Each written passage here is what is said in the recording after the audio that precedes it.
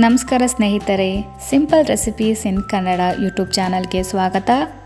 ಇವತ್ತಿನ ವಿಡಿಯೋದಲ್ಲಿ ನಾನು ನಿಮಗೆ ಒಂದೆಲಗ ಸೊಪ್ಪಿನ ತಂಬುಳಿ ಅಥವಾ ಮಜ್ಜಿಗೆ ಸಾರು ಅಂತಲೂ ಹೇಳ್ತಾರೆ, ಇದನ್ನು ಹೇಗೆ ಮಾಡೋದು ಅಂತ ತೋರಿಸ್ಕೊಡ್ತೀನಿ. ಈ ಸೊಪ್ಪು ಆರೋಗ್ಯಕ್ಕೂ ತುಂಬ ಒಳ್ಳೆಯದು, ಹಾಗೆ ಮಕ್ಕಳ ಬುದ್ಧಿಶಕ್ತಿಯನ್ನು ಕೂಡ ಹೆಚ್ಚಿಸುತ್ತೆ. ನಾನಿಲ್ಲಿ ಒಂದು ಬಟ್ಲಾಗುವಷ್ಟು ಒಂದೆಲಗ ಸೊಪ್ಪನ್ನು ತೊಗೊಂಡಿದ್ದೀನಿ, ಚೆನ್ನಾಗಿ ತೊಳ್ಕೊಂಡು ತೊಗೊಂಡಿದ್ದೀನಿ. ಹಾಗೆ ಒಂದು 7ರಿಂದ 8 ಆಗಷ್ಟು ಕಾಳು ಮೆಣಸನ್ನು ತೊಗೊಂಡಿದ್ದೀನಿ. ಇದು ಜೀರಿಗೆ ಮೆಣಸು ಅಂತ ಮಲೆನಾಡು ಕಡೆ ಸಿಗುತ್ತೆ, ತುಂಬ ಖಾರ ಇರುತ್ತೆ. ನೀವು ಬೇಕಾದರೆ ಹಸಿಮೆಣಸನ್ನು ಕೂಡ ಯೂಸ್ ಮಾಡ್ಬೋದು. ಅದೊಂದು 10 ತೊಗೊಂಡಿದ್ದೀನಿ. ಜೀರಿಗೆ 1 ಸ್ಪೂನು, ಶುಂಠಿ ಅರ್ಧ ಇಂಚು, 6ರಿಂದ 7 ಬೆಳ್ಳುಳ್ಳಿ ಎಸಳು, ಅರ್ಧ ಈರುಳ್ಳಿ, 1 ಸ್ಪೂನ್ ಆಗುವಷ್ಟು ಧನಿಯಾ, ಹಾಗೆ 2ರಿಂದ 3 ಸ್ಪೂನ್ ಆಗುವಷ್ಟು ತೆಂಗಿನಕಾಯಿ ತುರಿ. ನಾವೇನು ಈ ಐಟಮ್ನೆಲ್ಲ ತೊಗೊಂಡಿದ್ದೀವಲ್ಲ, ಇದನ್ನು ಒಂದಾದ್ಮೇಲೆ ಒಂದು ನಾವು ಹುರ್ಕೋಬೇಕಾಗತ್ತೆ. ಫಸ್ಟ್ ನಾನಿಲ್ಲಿ ಸ್ವಲ್ಪ ಎಣ್ಣೆ ಹಾಕ್ಕೊಂಡ್ಬಿಟ್ಟು ಜೀರಿಗೆ ಹಾಕ್ತಾಯಿದ್ದೀನಿ, 1 ಸ್ಪೂನ್ ಜೀರಿಗೆ ಆದಮೇಲೆ ಕಾಳು ಮೆಣಸು ಹಾಕ್ತಾಯಿದ್ದೀನಿ, ಚೆನ್ನಾಗಿಂದ ಫ್ರೈ ಮಾಡ್ಕೋಬೇಕು. ಆಮೇಲೆ ಬೆಳ್ಳುಳ್ಳಿ ಹಾಕ್ತಾಯಿದ್ದೀನಿ.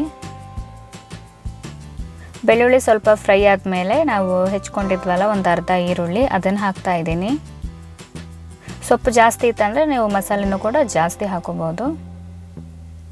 ಈಗ ನಾನು ತೊಗೊಂಡಿದ್ನಲ್ಲ ಜೀರಿಗೆ ಮೆಣಸು, ಇದನ್ನು ಹಾಕಿ ಚೆನ್ನಾಗಿ ಫ್ರೈ ಮಾಡ್ಕೊತಾ ಇದ್ದೀನಿ.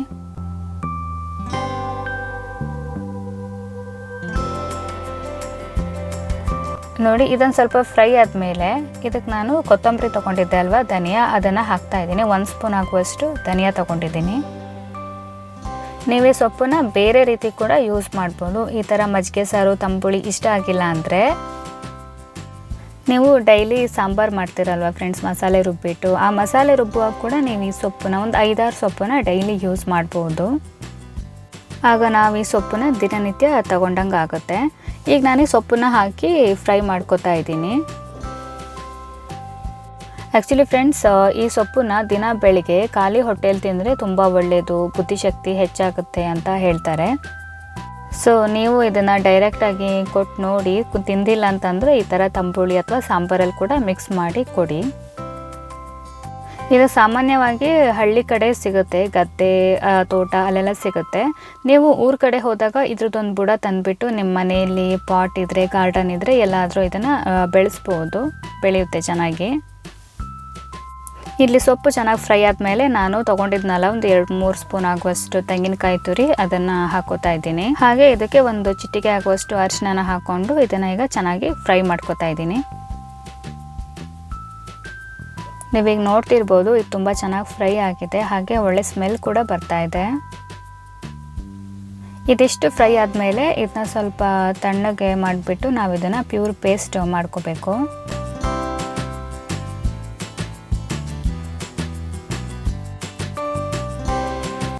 ನಾನೀಗ ಇದನ್ನ ಇಲ್ಲಿ ಚೆನ್ನಾಗಿ ರುಬ್ಕೊಂಡಿದ್ದೀನಿ, ಪ್ಯೂರ್ ಪೇಸ್ಟ್ ಮಾಡ್ಕೊಂಡಿದ್ದೀನಿ. ಈ ಪೇಸ್ಟನ್ನ ಒಂದು ಪಾತ್ರೆಗೆ ಹಾಕ್ತಾ ಇದ್ದೀನಿ. ನಾನು ಆಗಲೇ ಮಸಾಲೆ ಎಲ್ಲ ಹುರಿದಿಟ್ಕೊಂಡೆ ಅಲ್ವಾ, ಅದೇ ಪಾತ್ರೆಗೆ ಹಾಕ್ತಾ ಇದ್ದೀನಿ. ಈಗ ಇದಕ್ಕೆ ನಾನು ಮೇನ್ ಐಟಮ್ ಅಂದರೆ ಮಜ್ಜಿಗೆನ ಹಾಕ್ತಾ ಇದ್ದೀನಿ. ನಾನು ಯಾವುದೇ ರೀತಿ ಹುಳಿನ ತೊಗೊಂಡಿರಲಿಲ್ಲ ಅಲ್ವಾ. ಈಗ ಕನ್ಸಿಸ್ಟೆನ್ಸಿ ಕರೆಕ್ಟಾಗಿ ಮಜ್ಜಿಗೆನ ಹಾಕೋಬೇಕು. ಮಜ್ಜಿಗೆ ಇಷ್ಟ ಇಲ್ಲ ಅಂದರೆ ನೀವು ಬೇಕಾದರೆ ಹುಣಸೆ ಹುಳಿನ ಯೂಸ್ ಮಾಡ್ಕೋಬಹುದು. ಹುಣಸೆ ಹುಳಿನ ತೊಗೊಂಡ್ಬಿಟ್ಟು ಕನ್ಸಿಸ್ಟೆನ್ಸಿ ಕರೆಕ್ಟಾಗಿ ನೀರು ಹಾಕ್ಕೊಂಡ್ರೆ ಆಯಿತು. ಆ್ಯಕ್ಚುಲಿ ಮಜ್ಜಿಗೆ ಹಾಕಿದ್ರೆ ತುಂಬ ಚೆನ್ನಾಗಿರುತ್ತೆ ಟೇಸ್ಟು. ಮಜ್ಜಿಗೆ ಹಾಕಿದ್ಮೇಲೆ ಚೆನ್ನಾಗಿ ಮಿಕ್ಸ್ ಮಾಡ್ಕೊತಾ ಇದ್ದೀನಿ. ಆ್ಯಕ್ಚುಲಿ ಇಷ್ಟು ಕನ್ಸಿಸ್ಟೆನ್ಸಿ ಚೆನ್ನಾಗಿರುತ್ತೆ, ಇನ್ನು ನೀರಾದರೆ ಅಷ್ಟು ಟೇಸ್ಟಿಯಾಗಿರಲ್ಲ. ಫ್ರೆಂಡ್ಸ್, ನೀವು ಊರ ಕಡೆ ಎಲ್ಲ ಹೋದಾಗ ಈ ಸೊಪ್ಪು ಸಿಕ್ಕಿದ್ರೆ ಖಂಡಿತ ಬಿಟ್ಟು ಬರಬೇಡಿ, ತೊಗೊಬಂದು ಈ ರೀತಿ ಮಜ್ಜಿಗೆ ಸಾರು ಅಥವಾ ತಂಬುಳಿ ಮಾಡಿ.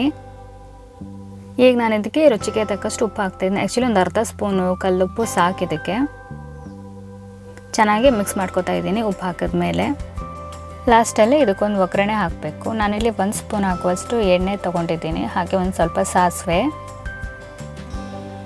ಒಂದು 2ರಿಂದ 3 ಆಗಷ್ಟು ಬೆಳ್ಳುಳ್ಳಿನ ತೊಗೊಂಡಿದ್ದೀನಿ, ಹಾಗೆ ಒಂದು ಒಣಮೆಣಸು. ಇದಿಷ್ಟು ಫ್ರೈ ಆದಮೇಲೆ ಒಂದು ಸ್ವಲ್ಪ ಕರಿಬೇವು, ಇಷ್ಟೇ ಸಾಕು ಒಗ್ಗರಣೆಗೆ. ಈ ಒಗ್ಗರಣೆನ ತಂಬುಳಿಗೆ ಹಾಕಿ ಮಿಕ್ಸ್ ಮಾಡಿದ್ರೆ ರುಚಿಯಾದ ತಂಬುಳಿ ರೆಡಿ ಆಗುತ್ತೆ. ಒಂದೆಲಗ ಸೊಪ್ಪಿನ ತಂಬುಳಿ ಅಥವಾ ಮಜ್ಜಿಗೆ ಸಾರು ರೆಡಿ ಆಗುತ್ತೆ. ತುಂಬಾ ಟೇಸ್ಟಿಯಾಗಿರುತ್ತೆ ಫ್ರೆಂಡ್ಸ್, ನೀವು ಮನೇಲೊಮ್ಮೆ ಟ್ರೈ ಮಾಡಿ.